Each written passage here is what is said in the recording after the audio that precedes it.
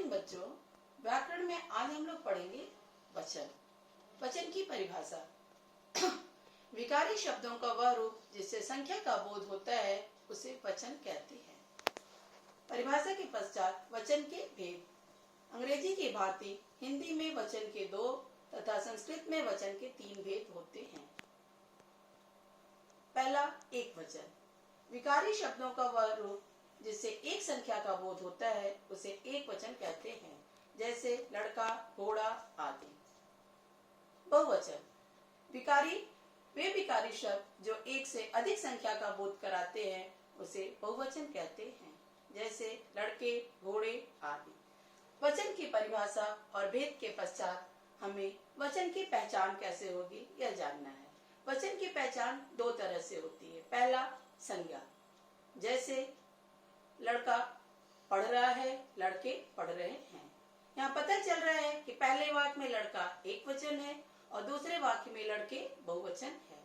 इसके पश्चात जब संज्ञा से वचन नहीं स्पष्ट होता है तो क्रिया से वचन की पहचान करते हैं, जैसे बालक हंस रहा है, बालक हंस रहे हैं।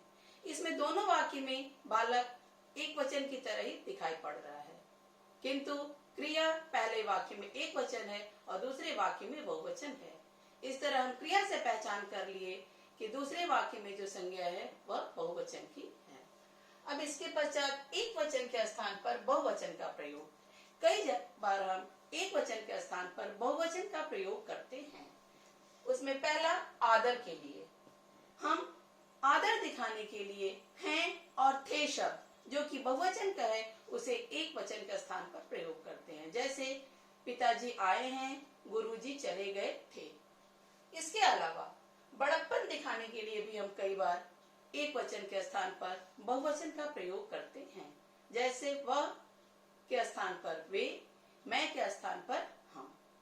जैसे पिताजी आए थे, वे चले गए, वहां पर हम वह नहीं बोलते। उसी प्रकार मैं के स्थान पर हम।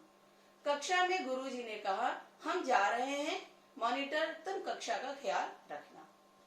इसके पश्चात प्रायः बहुवचन में प्रयोग होने वाले शब्द। कुछ शब्द ऐसे होते हैं जो हमेशा बहुवचन में प्रयोग होते हैं, जैसे रोम, बाल, केश, प्राण, भाग्य, होश आदि। अब गणनीय संज्ञा पदों के बहुवचन। जो संज्ञा पद होते हैं जो गणनीय होते हैं उनके बहुवचन होते हैं, जैसे लड़का, लड़के, घोड़ा, घोड़े, गाड़ी, गाड़ियां आदि।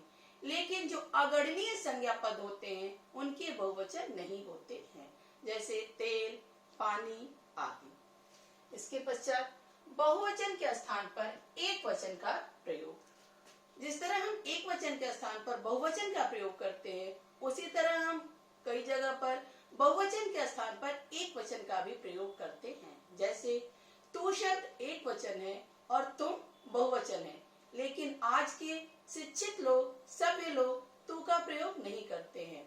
वे एक वचन के स्थान पर भी तुम का ही प्रयोग करते हैं। इसके पश्चात समूहवाचक जो शब्द है वह भी बहुवचन का है, लेकिन उसका प्रयोग एक वचन के स्थान पर किया जाता है, जैसे गण, वृंद, जाति।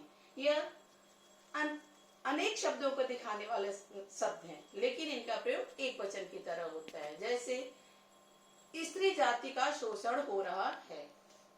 दूसरा, जातिवाचक। जातिवाचक जो शब्द हैं वो भी बहुवचन के द्योतक हैं, लेकिन उनका प्रयोग कई बार हम एक वचन की तरह करते हैं, जैसे आगरे का पेठा बहुत प्रसिद्ध है, मथुरा का पेड़ा बहुत प्रसिद्ध है। पेठा और पेड़ा जातिवाचक है, बहुवचन का है, लेकिन इसका प्रयोग हम एक वचन की तरह करते हैं। भाववाचक संज्ञाएं। जो भाववाचक संज्ञाएं हैं ये भी एक वचन की तरह प्रयुक्त होती हैं, जैसे सत्य, अहिंसा, दया, करुणा आदि। यह शब्द हमेशा एक वचन की तरह प्रयोग किए जाते हैं।